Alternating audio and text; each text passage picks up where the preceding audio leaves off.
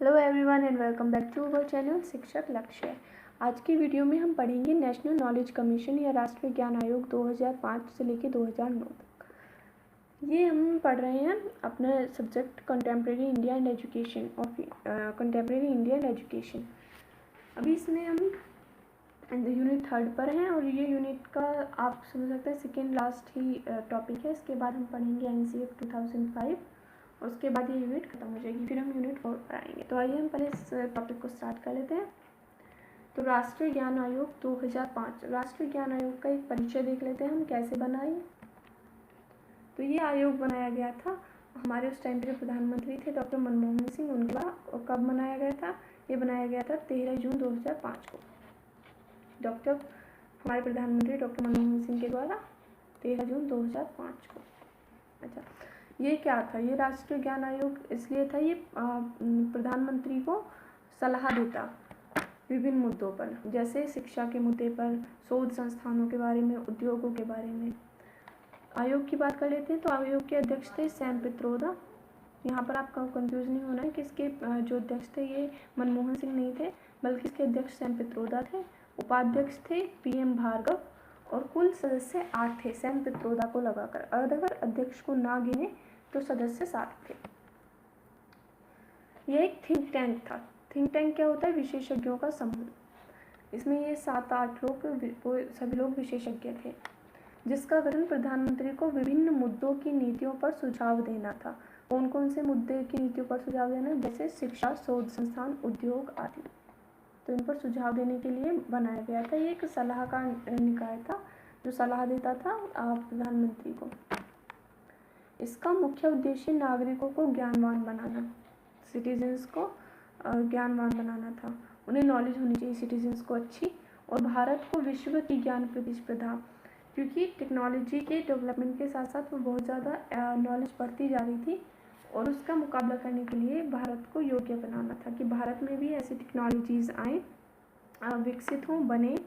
तो इसलिए इस आयोग का गठन किया गया था। इसमें क्या था? इसमें यह था कि ज़्यादा से ज़्यादा आपको टेक्नोलॉजी का यूज़ करना है एजुकेशन के फील्ड में, और एक अच्छा ज्ञान निकाल के देना है आपको विश्व को। मतलब जो प्रतिस्पर्धा है ज्ञान के क्षेत्र में, एजुकेशन के क्षेत्र में, उसमें भारत को एक मजबूत कैंडिडेट के रूप में खड़ा रहना है। आयोग को उसका कार्य करने के लिए 3 वर्ष का समय दिया गया था। अच्छा, कब से कब तक?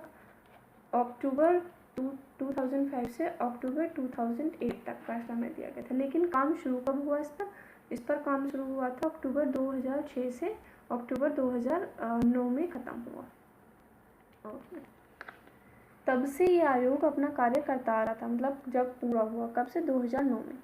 लेकिन 2014 में जब भारतीय जनता पार्टी केंद्र सरकार में आई तो उन्होंने इसे निष्क्रिय कर दिया, डिफंक्ट कर दिया। मतलब आयोग का कार्यक्षेत्र देख लेते हैं। तो इस जो आयोग का कार्यक्षेत्र था वो था 21वीं शताब्दी की, कार्यक्षेत्र ही आप उद्देश्य के तौर पर लिख सकते हैं इस आयोग।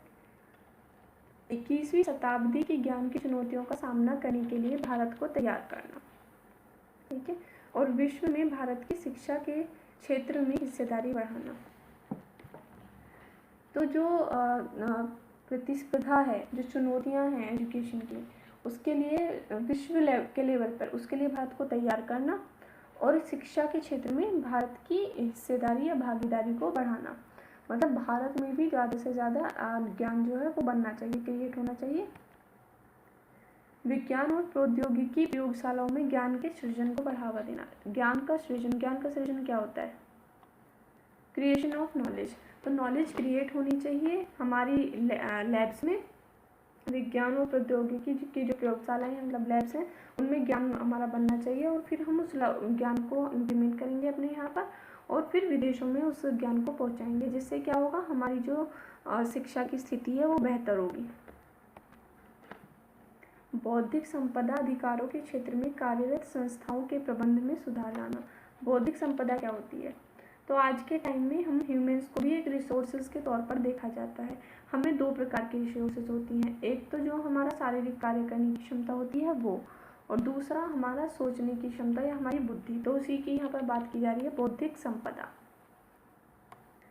अधिकार मतलब हमारी इंटेलिजेंस से ले सकते हैं आप इसे। अधिकारों के क्षेत्र में कार्यरत संस्थाओं के प्रबंध में सुधार लाना। तो बौद्धिक संपदा के क्षेत्र में जो संस्थाएं कार्य कर रही हैं उनके क्षेत्र में सुधार लेकर आना इसका कार्य क्षेत्र था।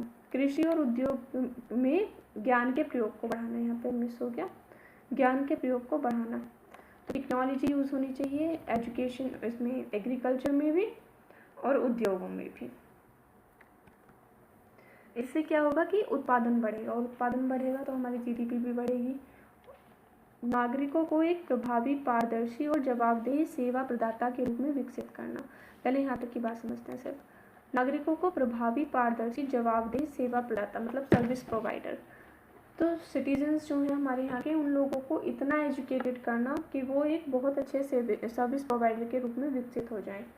और सार्वजनिक लाभ को अधिकतम करने के उद्देश्य से, सार्वजनिक लाभ मतलब देश का लाभ के उद्देश्य से ज्ञान के व्यापक आदान प्रदान को प्रोत्साहित करना, ये इसका कार्य क्षेत्र था। अब हम बात करेंगे इसकी रिपोर्ट का प्रतिवेदन या रिपोर्ट। आयोग ने जो अपना कार्य शुरू किया था 2006 में शुरू किया था और अपनी सिफारिशें 2006, 7, 8 और 9 में 4 भागों में प्रस्तुत की। जो एक अपना संपूर्ण प्रतिवेदन दिया वो 2009 में इन सबको मर्ज करके राष्ट्र के नाम प्रतिवेदन या रिपोर्ट टू द नेशन के नाम से प्रकाशित की। रिपोर्ट दी इन्होंने अपनी। रिपोर्ट में करीब 300 सुझाव दिए गए थे। मेन सुझाव कितने थे? लगभग 30-35 के करीब थे मेन सुझाव इनके। अच्छा, रिपोर्ट जो थी वो 5 भागों में विभाजित थी। ये मैंने इसीलिए लिख दिया क्योंकि 5 ही हैं। पिछले वाले जब हम देखते थे उनमें किसी में 24 होते थे, किसी में 12 होते थे। अब देख लेते हैं क्या क्या थे ये 5 भाग। तो पहला था ज्ञान की सुलभता। ज्ञान की सुलभता से मतलब एक्सेस ऑफ नॉलेज, मतलब ज्ञान तक पहुंच होनी चाहिए सभी लोगों की। तो इसके लिए इन्होंने क्या करा, एक्सेस टू नॉलेज के लिए कि ज्ञान सर्वसुलभ हो, सभी लोगों को मिल सके। इसके लिए इन्होंने शिक्षा को अधिकार बना दिया। शिक्षा अधिकार कानून इन्होंने बना दिया जो अप्रैल 2010 में एक कानून के रूप में बनकर आया। इन्होंने कहा कि भाषा के रूप में आप इंग्लिश को फर्स्ट से ही अनिवार्य कर दीजिए, मतलब क्लास नंबर 1 से। इससे क्या होगा कि बच्चों को इंग्लिश अच्छे से आ जाएगी जब वो बढ़ेंगे, क्योंकि हमारे अब ज़्यादातर बुक्स जो हैं वो आपको इंग्लिश वर्जन उनका मिल ही जाता है, लेकिन ये ज़रूरी नहीं है कि आपको हिंदी में मिल जाए वो, या आपकी जो भी भाषा है उसमें मिल जाए। क्योंकि होता क्या है, जब भी कोई राइटर बुक लिखता है तो एक तो वो अपनी रीजनल लैंग्वेज में लिखता है और उसको इंग्लिश में भी ट्रांसलेट करता है। तो इसलिए इंग्लिश में हमें सभी प्रकार का ज्ञान मिल जाता है। इसलिए आवश्यक है कि इंग्लिश हम लोग पढ़ें, क्योंकि इंग्लिश में आजकल बहुत ज़्यादा ज्ञान उनको मिल रहा था। फिर इन्होंने कहा कि एक अनुवाद विभाग बनाएंगे। उसमें क्या होगा कि जो कोई अच्छा ज्ञान है और किसी अलग भाषा में है तो हम उसको अपनी भाषा में ट्रांसलेट करेंगे। ज्ञान के सिद्धांत भाग नंबर 2 में दिए गए हैं। ज्ञान के सिद्धांत में इन्होंने बताया स्कूली शिक्षा के बारे में, व्यावसायिक शिक्षा एवं प्रशिक्षण के बारे में, उच्च शिक्षा के बारे में, चिकित्सा शिक्षा के बारे में, कानूनी शिक्षा के बारे में, प्रबंधन शिक्षा के बारे में, यांत्रिकी शिक्षा के बारे में, मुक्त एवं दूरस्थ शिक्षा के बारे में। इसमें हम अभी डिटेल में इसलिए नहीं बता रहे हैं क्योंकि हम जब आगे इसके सुझाव पढ़ेंगे ना, तो इसमें ये सारी 5 ही जो भाग हैं उनके सुझाव मिलेंगे हमको। सृजन मतलब क्रिएशन ऑफ नॉलेज, तो नॉलेज को क्रिएट करा जाए। उसके बाद है अनुप्रयोग, एप्लीकेशंस, क्रिएट करने के बाद उसे अप्लाई किया जाना चाहिए। और फिर सेवाएं मतलब सर्विसेज दी जानी चाहिए उसी के अकॉर्डिंग। ओके, आते हैं राष्ट्रीय ज्ञान आयोग के सुझाव पर। शिक्षा प्रशासन एवं वित्त संबंधी सुझाव। शिक्षा प्रशासन मतलब एडमिनिस्ट्रेशन, प्रशासन मतलब एडमिनिस्ट्रेशन, वित्त मतलब फाइनेंस या उसकी फंडिंग कहाँ से होगी ये देखना। तो शिक्षा का प्रशासन मतलब एडमिनिस्ट्रेशन कंट्रोल उसका, और वित्त संबंधी सुझाव आएंगे। विद्यालय स्तर पर शिक्षा के प्रशासन का विकेंद्रीकरण किया जाना चाहिए। विकेंद्रीकरण मैंने आपको पहले भी बताया। देखिए ये यहाँ से रेज आ रही हैं, ये एक बिंदु पर आकर इकट्ठी हो रही हैं, तो ये क्या है आपका, ये है केंद्रीकरण। लेकिन वहीं इस बिंदु से ये इस तरह से बाहर जा रही है, तो ये है विकेंद्रीकरण। केंद्रीकरण से मतलब होता है कि सिमट जाना किसी एक चीज़ में, लेकिन इसका मतलब होता है फैलाव। तो हम इसका क्या कह सकते हैं कि जो शिक्षा का प्रशासन है उसका विकेंद्रीकरण से मतलब क्या है कि जो प्रशासन है, एडमिनिस्ट्रेशन कंट्रोल है, वो एक ही हाथ में नहीं होना चाहिए। मतलब ऐसा नहीं है कि वो प्रिंसिपल तक सीमित है या फिर आपके राज्य सरकार तक सीमित है। जो विद्यालय के स्तर पर शिक्षा का प्रशासन है वो कई हाथों से होकर गुजरना चाहिए। मतलब प्रशासन में विकेंद्रीकरण होना चाहिए, कई लोगों की उसमें मिला जुला हाथ होना चाहिए। स्कूलों की गुणवत्ता को जांचने हेतु राष्ट्रीय मूल्यांकन निकाय की स्थापना की जानी चाहिए। राष्ट्रीय मूल्यांकन निकाय, ये एक ऐसा निकाय होगा जो कि मूल्यांकन करेगा स्कूल्स का, उनकी गुणवत्ता को जांचेगा, पता करेगा कि वहाँ पर क्या कमियाँ थी या क्या चीज़ बहुत अच्छी थी। तो जो कमियाँ थी उनको सुधार के लिए कहा जाएगा, और जो चीज़ें बहुत अच्छी थी उन्हें दूसरे स्कूल्स में भी इम्प्लीमेंट करने के लिए कहा जाएगा। इसी के लिए ये राष्ट्रीय मूल्यांकन निकाय स्थापित होना था। ये आपको याद रखना है, सुझाव बहुत ज़्यादा इम्पोर्टेंट है। स्कूली शिक्षा हेतु राज्य को केंद्रीय सरकार द्वारा दी जाने वाली धनराशि के नियम लचीले बनाए जाने चाहिए। तो जो स्कूली एजुकेशन के लिए फंडिंग होती है, जो केंद्र सरकार राज्य सरकार को धनराशि देता है शिक्षा के संचालन के लिए, उसके नियम लचीले बनाए जाने चाहिए। इससे सीधा सीधा मतलब ये है कि फंडिंग में कमी नहीं होनी चाहिए। जितनी भी वित्त व्यवस्था वित्त हमको चाहिए एजुकेशन के लिए, वो हमें प्रॉपर मिल जाना चाहिए। शिक्षा के वित्तीय स्रोतों में विविधता होनी चाहिए। अच्छा, वित्तीय स्रोतों में विविधता, इससे क्या मतलब है? इससे मतलब है कि सिर्फ एक ही सोर्स नहीं होना चाहिए फाइनेंस का, अलग अलग स्रोत होने चाहिए। उनमें हम किन्हीं ट्रस्ट को शामिल कर सकते हैं, या फिर कोई प्राइवेट व्यक्ति जो सपोर्ट करना चाहता है उसको दे सकते हैं। इसी वजह से कई छूट भी मिलती हैं कि एजुकेशन में आप अगर एजुकेशन के क्षेत्र में आप दान करते हैं तो उतनी अमाउंट जो है आपकी वो इनकम टैक्स से फ्री हो जाती है। इस तरह के जो प्रलोभन हैं ये दिए जाते हैं सरकार के द्वारा। ये इसीलिए कि वित्तीय स्रोतों में विविधता होनी चाहिए, सिर्फ एक जो सोर्स नहीं होना चाहिए वित्त व्यवस्था का, बल्कि विविधता होनी चाहिए। ज़्यादा से ज़्यादा सोर्सेज से हमारे पास पैसा आ सके शिक्षा के लिए।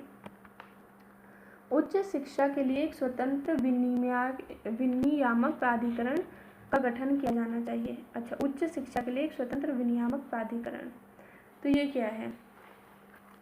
IRAHE। तो ये है आपका एक, जैसे आपका UGC है, तो UGC आपका हायर एजुकेशन पे कंट्रोलिंग के लिए है। वो यूनिवर्सिटीज़ की उनके कार्य क्षेत्र को निश्चित करता है, उनका क्राइटेरिया बताता है। इसी तरह से इन्होंने ये इसकी IRAHE के गठन की बात करी। तो ये क्या था? ये था independent regulatory authority for higher education. इसकी फुल फॉर्म थी, आपको याद रखनी है। या आपके सब्जेक्ट्स उसमें टीचिंग एंड टेक्नोलॉजी में बहुत ज़्यादा पूछी जाती हैं फुल फॉर्म्स। अवर स्नातक बोर्ड केंद्र में हो और राज्य में भी हो, तो मतलब एक स्नातक शिक्षा बोर्ड केंद्र में होना चाहिए, और एक स्नातक बोर्ड तो केंद्र में हो, और फिर सभी राज्यों में भी एक एक स्नातक शिक्षा बोर्ड। तो ये हमने सुझाव पढ़े थे शिक्षा प्रशासन एवं वित्त संबंधी सुझाव। अब पढ़ते हैं स्कूली शिक्षा के संबंध में इन्होंने क्या सुझाव दिए। भाषा के रूप में इंग्लिश की अनिवार्यता कक्षा 1 से, ताकि ज़्यादा प्रॉब्लम नहीं आए इंग्लिश को पढ़ने में बाद में, तो इसलिए क्लास 1 से ही स्टार्ट कर दी जाएगी एजुकेशन देनी इसमें इंग्लिश में कोई। उसके बाद फिर क्या था कि कक्षा 3 से कोई भी एक विषय इंग्लिश में पढ़ाया जाना चाहिए। जैसे होता था ना, ज़्यादातर EVS को ले लेते थे, फिर इसमें EVS इंग्लिश में पढ़ाया जाने लगता था 3rd क्लास से, और बाकी सब चीज़ें हिंदी में चलती रहती थी। शिक्षक को चुनाव या आपदा प्रबंधन के अतिरिक्त किसी और कार्य में नहीं लगाया जाता। तो ये इसलिए होता था कि चुनाव में या आपदा प्रबंधन में हम शिक्षक को लगा सकते थे, लेकिन अन्य किसी कार्य में उन्हें नहीं लगाया जा सकते थे। अन्य किसी कार्य मतलब शिक्षण से अलग कोई कार्य, सिर्फ टीचिंग के लिए उनको हायर किया गया है, इसलिए वो सिर्फ टीचिंग करेंगे। एक स्थान पर शिक्षक की नियुक्ति कम से कम 5 वर्षों के लिए होनी चाहिए, क्योंकि बच्चे और टीचर एक दूसरे से एक कनेक्शन फील करने लगते हैं। तो इसलिए ऐसा नहीं होना चाहिए कि कभी कोई टीचर आ रहा है बीच में कोई छोड़ कर जा रहा है। इसलिए कम से कम टीचर की वो 5 साल के लिए होनी चाहिए एक बार में, मतलब ट्रांसफर होना चाहिए, वहाँ से होनी चाहिए कम से कम।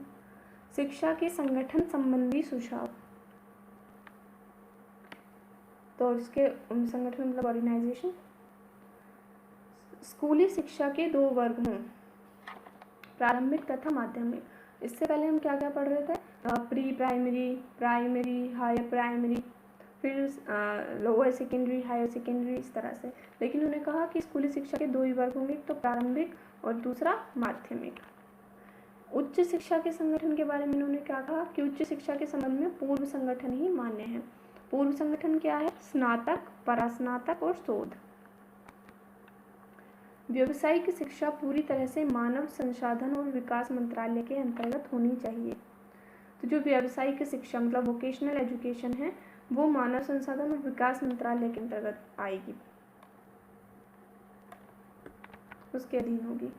विभिन्न शिक्षण तथा अनुसंधान संस्थाओं और विशेषज्ञों, सरकारी अधिकारियों के आपसी विचार विमर्श हेतु राष्ट्रीय ज्ञान नेटवर्क की स्थापना की जानी चाहिए। इससे क्या मतलब था कि जो शिक्षण या अनुसंधान संस्थाएं, शिक्षण संस्थाएं मतलब जो इंस्टीट्यूट्स हैं आपके या अनुसंधान जहाँ पर रिसर्चेस चल रही हैं, कुछ विशेषज्ञों, सरकारी अधिकारियों के आपसी इन सभी के जो विचार विमर्श करने के लिए एक नेटवर्क बना दिया जाना चाहिए। कौन सा? राष्ट्रीय ज्ञान नेटवर्क। इससे क्या होगा कि अगर कोई रिसर्च कर रहा है और उसको कुछ जानकारी चाहिए तो वो इन सब लोगों के माध्यम से ले सकता है, वहाँ पर जानकारी दे दी जाएगी सभी चीज़ों की। या फिर कोई भी ऐसी नॉलेज जिसको कोई लेना चाह रहा है इनमें से, तो वो उसको वहाँ से प्रोवाइड कर दी जाएगी। तो ये था शिक्षा के संगठन संबंधी सुझाव। नेक्स्ट देखते हैं कि उच्च शिक्षा संबंधी सुझाव इन्होंने क्या दिए। उच्च शिक्षा मतलब हायर एजुकेशन से रिलेटेड इनके क्या सजेशन थे। आयोग ने कहा कि देश में 1500 तो विश्वविद्यालय, कितने? 1500 यूनिवर्सिटीज़ और 50 नेशनल यूनिवर्सिटीज़ यहाँ पर खुलने चाहिए। उसके बाद कॉलेजों को अलग अलग कॉलेजों तथा कॉलेज के समूह के रूप में निर्धारित नियमों के तहत स्वायत्तता दी जाए। मतलब ऐसा ज़रूरी नहीं है कि कोई कॉलेज सिर्फ तभी खुल सकता है जब वो किसी यूनिवर्सिटी से एफिलिएट हो। अगर वो निर्धारित नियमों को पूरा करता है तो उसको अलग से स्वायत्तता दे दी जाएगी या फिर कॉलेजों के कुछ समूह को स्वायत्तता दे दी जाएगी। इनका मुख्य जो उद्देश्य था वो यही था कि इससे एजुकेशन ब्रॉडर होगी और ज़्यादा से ज़्यादा इंस्टीट्यूट खोलेंगे तो ज़्यादा से ज़्यादा लोगों को ये उच्च शिक्षा मिल पाएगी। व्यावसायिक एवं तकनीकी शिक्षा संबंधी इनके सुझाव क्या थे? मतलब वोकेशनल एंड टेक्निकल एजुकेशन से रिलेटेड इनके सुझाव। व्यावसायिक शिक्षा को कौशल विकास के नाम से जाना जाए, क्योंकि ये व्यावसायिक शिक्षा जो होती है ये कौशल विकास ही होता है। मान लीजिए आप कोई ऐसा कोर्स कर रहे हैं जिसमें आप मैनेजमेंट का कोर्स कर रहे हैं, तो क्या होगा कि आप उससे मैनेजर बनेंगे, वो भी एक कौशल ही होता है, प्रबंध करना, उसका विकास किया जा रहा है। या कुछ चीज़ें बनानी आपको सिखाई जा रही हैं तो वो भी कौशल का विकास है। इसलिए व्यावसायिक शिक्षा को व्यावसायिक शिक्षा की जगह कौशल विकास के नाम से जाना जाए तो ज़्यादा अच्छा माना। शोध कार्यों को बढ़ावा दिया जाए, मतलब रिसर्चेस को बढ़ावा मिलना चाहिए। विभिन्न ट्रेड्स में प्रवेश की शर्तें आवश्यकता अनुसार होनी चाहिए। तो यहाँ पर इन्होंने एजुकेशन को प्रमोट करने के लिए कहा क्या कि कुछ ट्रेड्स में होनी चाहिए, शर्तें लगा देनी चाहिए कि 8th पास जो व्यक्ति है वो इस ट्रेड को कर सकता है, 10th पास जो है वो इस ट्रेड को कर सकता है। इस तरह से इन्होंने प्रलोभन देकर एजुकेशन को प्रमोट किया गया। शिक्षा का माध्यम इंग्लिश के साथ साथ स्थानीय भाषा भी होनी चाहिए। आपको देखना है कौन सी शिक्षा की बात की जा रही है। व्यावसायिक एवं तकनीकी शिक्षा में शिक्षा का माध्यम इंग्लिश के साथ साथ स्थानीय भाषाएं भी होनी चाहिए। शिक्षक शिक्षा संबंधी सुझाव मतलब शिक्षक प्रशिक्षण संबंधी सुझाव क्या थे? सेवारत मतलब जो इस टाइम पर टीचर हैं, जो टीचर बन चुके हैं, तथा सेवा पूर्व जो अभी ट्रेनिंग ले रहे हैं जैसे आप लोग, प्रशिक्षण में सुधार होना चाहिए। इनके प्रशिक्षण में सुधार की ज़रूरत है। इसके बाद हम देखेंगे नेक्स्ट पॉइंट, शिक्षकों के विचारों, जानकारियों तथा अनुभवों को आदान प्रदान करने हेतु वेब पोर्टल जैसे मंच विकसित किए जाने चाहिए। तो मैंने आपको पहले बताया कि ये जो आयोग था इसका मुख्य उद्देश्य था कि ज़्यादा से ज़्यादा हम टेक्नोलॉजी का, जो आजकल टेक्नोलॉजी ट्रेंड में है, उसका हम यूज़ करें ताकि हम भी अपनी एजुकेशन को एक हाई लेवल पर लेकर जा सकें।